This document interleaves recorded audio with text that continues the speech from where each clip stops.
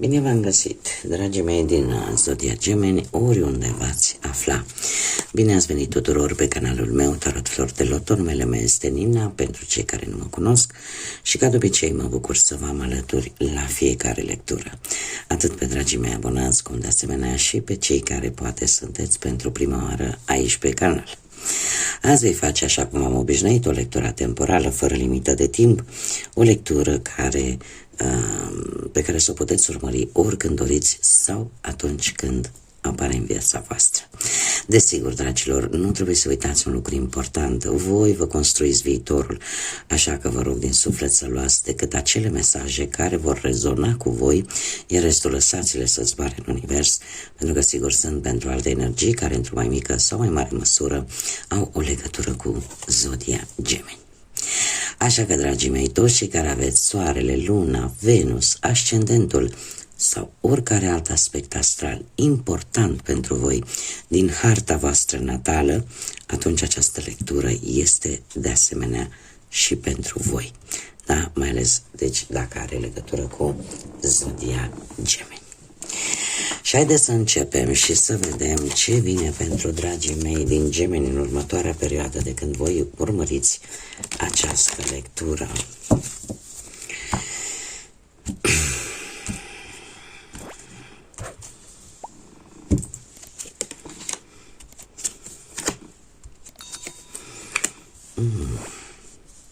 Ce frumos! Dragii mei, se pare că ceva timp în urmă, nu știu, ați făcut ceva la nivel spiritual. Nu știu, că ați făcut o donație pentru o cauză nobilă, că ați fost în pelerinaj, poate la anumite locuri de cult. Cert este că ați avut o profundă legătură la nivel spiritual cu universul, cu divinitatea, indiferent de ce religie aveți fiecare. A fost o conexiune specială, ceva s-a întâmplat. Iar în acest moment, unii dintre voi cel puțin vă simțiți binecuvântați. Vă simțiți pur și simplu împliniți, cel puțin din punct de vedere spiritual. Aveți acea iluminare, aveți acea claritate, acea eliberare. E ca și cum mai spune: în sfârșit am reușit, după toată această lungă perioadă neagră din viața mea, în sfârșit mă simt liberă, sau în sfârșit simt că renasc, simt că lucrurile într-adevăr pot fi frumoase în viața mea. Ceva de genul ăsta, da? Următoarea perioadă pentru voi vine cu noi prieteni sau vine cu o conexiune. O conexiune și o legătură foarte activă, aș spune, cu anumite persoane, poate prin intermediul internetului, vă faceți noi prieteni, dar vine o conexiune foarte bună. Poate vă faceți o nouă echipă, dacă, nu știu, vorbim de plan profesional. Cert este că vine cu anumite legături importante pentru voi. Dacă vorbim de numere, avem numărul 58, 23 și 72, cum de asemenea avem numărul 13, 5 și 9, care e posibil să vă spună ceva. Haideți să vedem ce ne spune tarotul pentru voi, dragii mei din Gemeni.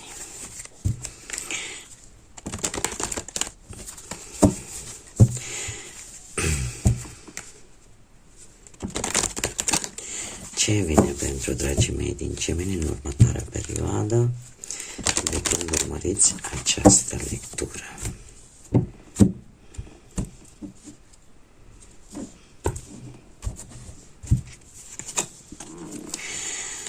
Pe plan profesional, ia să vedem.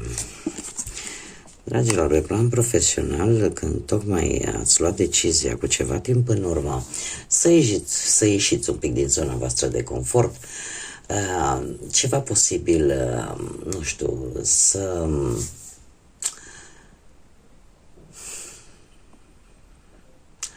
să vă fi pus așa un pic în dilemă.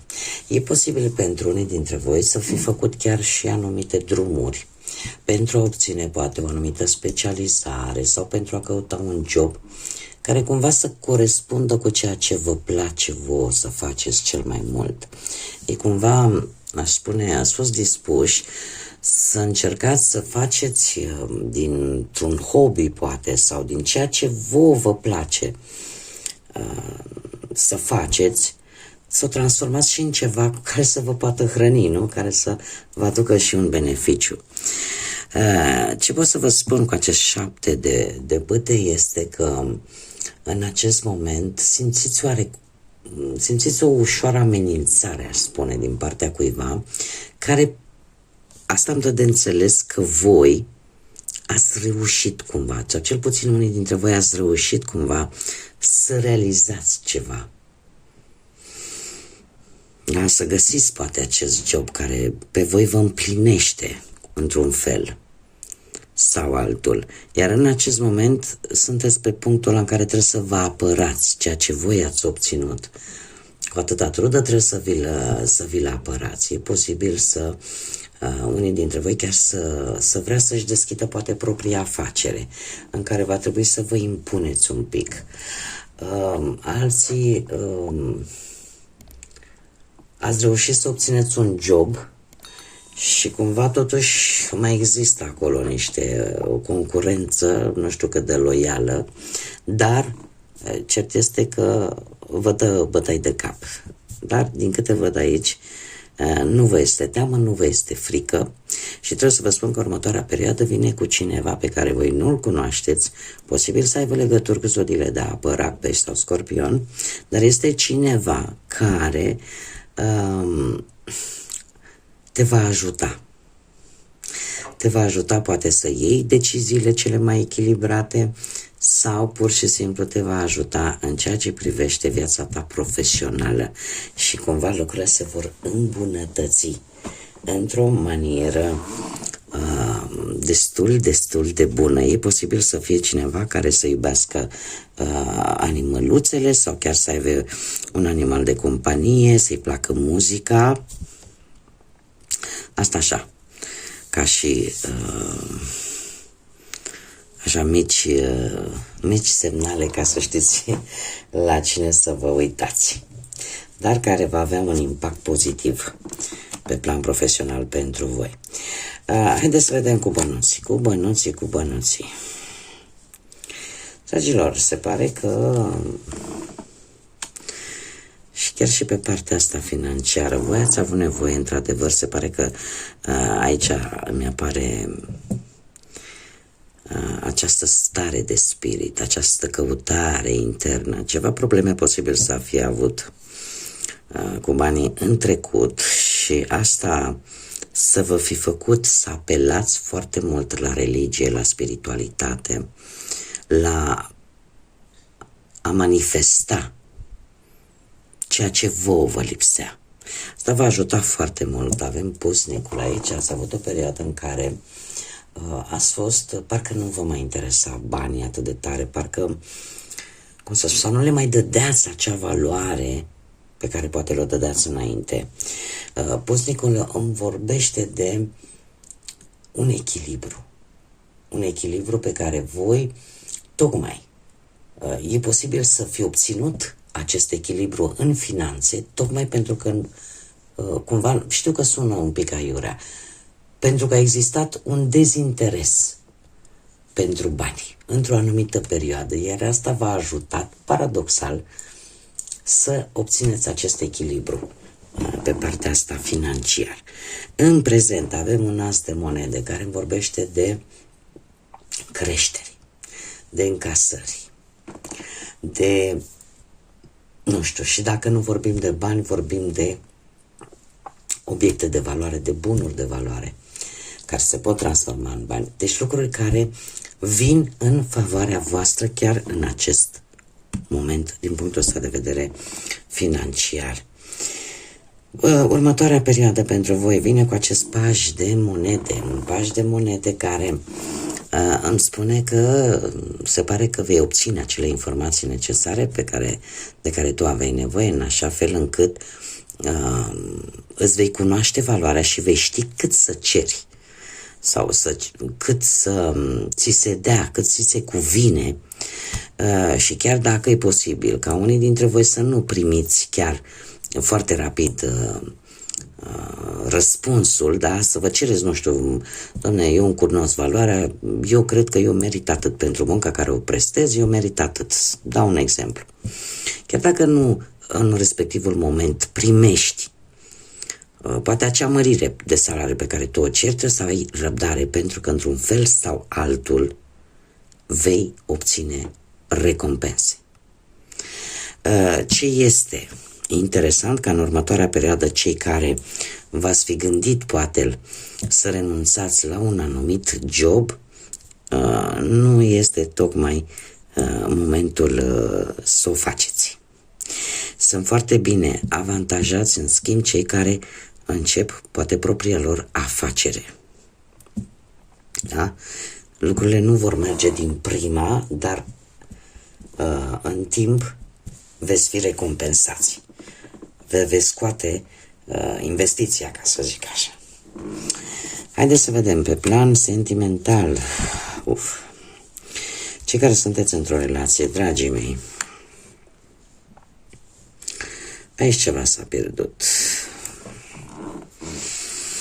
Aici ceva s-a pierdut. S-a pierdut un interes. Aici cineva a dat prea mult, altcineva nu a dat deloc sau a dat prea puțin, sau așteptările au fost mai mari decât ar fi trebuit. Dar cineva vrea cu ceva timp în urmă, a vrut să părăsească scena. A vrut să părăsească relația. Orică ați vor voi, orică a fost perechea voastră, cert este că cu acest 8 de cupe cineva aici era nemulțumit. Cineva a luat deja cu ceva timp în urmă decizia de a finaliza o anumită relație. Pentru mare atenție, pentru că este un lucru important. În prezent, ori ați avut un eveniment important, dar la acest eveniment important poate să fie, nu știu, legat de familie, un eveniment în familie. Am două variante aici. Cei care totuși ați vrut să lăsați în urmă o relație pentru a intra imediat într-o alta, nu știu dacă a fost chiar cea mai bună idee. De ce spun acest lucru? Și chiar și pentru cei care poate ați avut de curând un eveniment important care se pare că a venit cu niște neînțelegeri, a venit cu niște conflicte, poate în urma geloziei, a invidiei, de ce nu, cu alte persoane, sau poate chiar cu perechea voastră.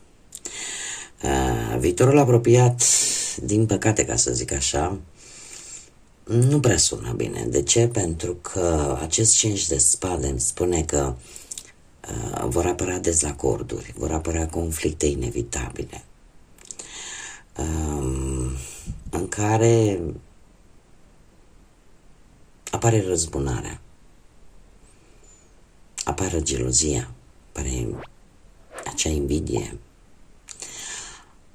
Cumva, poate nu știu dacă n-ar fi mai bine să vă alegeți luptele pe care vreți să le duceți, să le alegeți un pic mai bine, pentru că această carte în mod special îmi vorbește de o falsă victorie. O falsă victorie în care ai senzația că de fapt ai câștigat ceva, dar din păcate prețul care se plătește pentru acest câștig va fi unul care pe tine te va durea. Așa că, sau poate pur și simplu energia pe care tu o vei consuma, nu știu dacă merită pentru o victorie, practic, care nu te ajută mai cu nimic. Asta este semnificația acestei cărți. Mergem mai departe. Cei care sunteți singurei, dragilor, cei care sunteți singurei, voi, dragilor, ați cam jonglat în ultima perioadă, ca să zic așa, Și trebuie să vă spun că ați cam jonglat între posibil două situații, între două decizii și cumva voi chiar ați dorit cumva să țineți în echilibru, să vă țineți în echilibru viața voastră sentimentală, doar că se pare că au apărut niște schimbări la care voi trebui să vă adaptați sau anumite obstacole care v-au cam încurcat un pic planurile.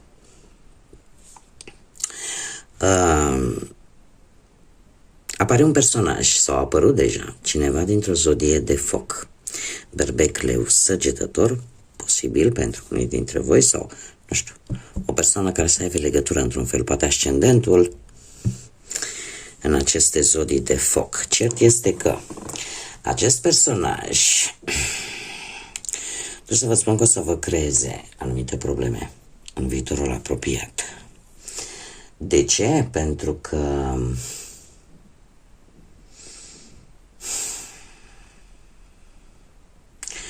nu știu dacă e cineva, eu aș zice că e o persoană care nu o cunoașteți.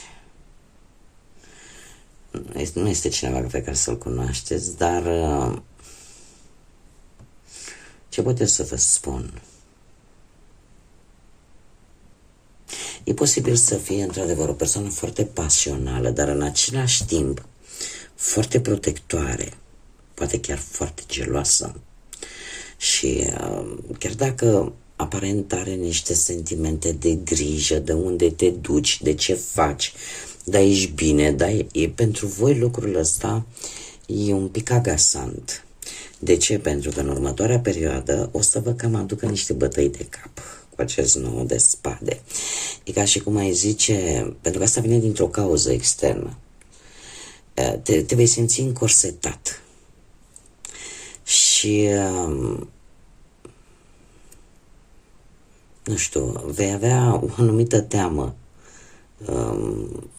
Îți va cauza așa o stare de anxietate. E ca și cum ai zice, bă, dar eu chiar nu mai pot să fac nimic, mai ales că voi sunteți, cum să spun eu, nu neapărat că nu vă implicați emoțional, nu sunteți atât de profund, sunteți o zodie de aer, o zodie care vă schimbați relativ cu foarte mare ușurință anumite opinii.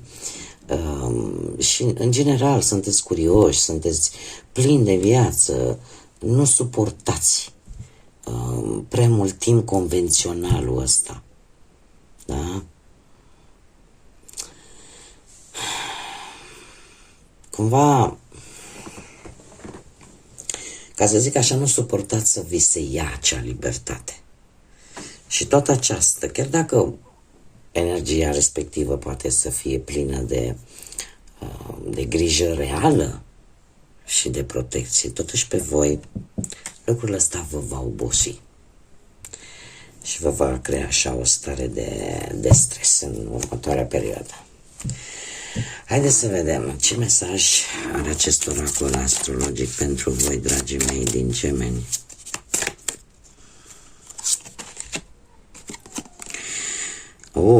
Ia uite, avem o lună plină în Gemeni. Și care ce-ți spune? Du-te în curentul vieții, îmbarcă-te în acest curent al vieții, ca și cum ai zice, lasă-te purtat de viață. Este exact ce vă spuneam și faptul că voi oricum sunteți în căutare de nou, sunteți în, cum să spun eu, sunteți foarte curioși, vă place viața și, cum am mai spus, nu vă place să stagnați. Da? Sunteți într-o permanentă cunoaștere. Așa că și următoarea perioadă pentru voi nu veți face altceva decât să îmbrățișați tot acest flux al vieții și să vă bucurați de el.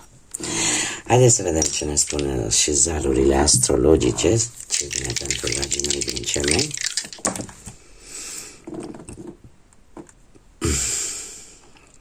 Da, este casa 6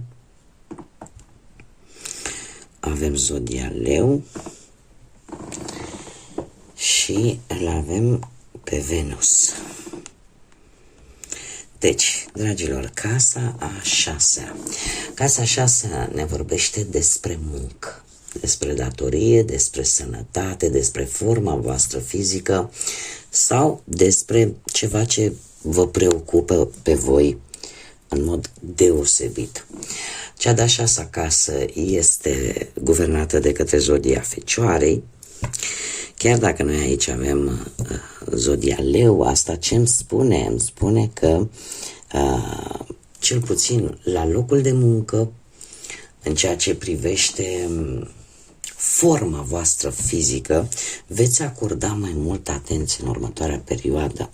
De ce? Pentru că apare necesitatea de a vă simți mai special, de a fi admirați, de a emana acea energie pozitivă, creativă, de pur și simplu atunci când voi apăreți într-un mediu, la locul de muncă poate, să vă simțiți special, să simțiți că atrageți privirea. Și cum să nu avem și planeta Venus, care ne spune și ne întărește acest lucru, că în felul acesta va crește autoestima voastră. Pur și simplu simțiți nevoia de a vă simți mai bine, de a, cum să zic eu, acea nevoie, poate de iubire pentru unii dintre voi, sau acea nevoie de a reuși, mai ales în ceea ce privește munca, sănătatea și propriul vostru corp, sau un aspect care pentru voi v-a preocupat de foarte multă vreme. Bun, dragii mei, cam atât am avut pentru voi. Eu vă mulțumesc pentru atenție, vă mulțumesc încă o dată pentru răbdare, ca de fiecare dată, după o perioadă lungă în care nu pot publica, eu încerc pe cât posibil să mulțumesc din suflet tuturor celor care sunteți alături de mine ca de fiecare dată și îmi înțelegeți pauzele. Așa că, dragilor, eu vă mulțumesc din suflet că ați fost alături de mine încă o dată la această lectură. Iar până data viitoare, când sper să ne vedem cu bine, sănătoși, voioși, eu vă doresc tot binele din lume, să aveți parte de multă energie pozitivă, să aveți parte de ceea ce vă doriți și, desigur, să fiți iubiți, dragilor.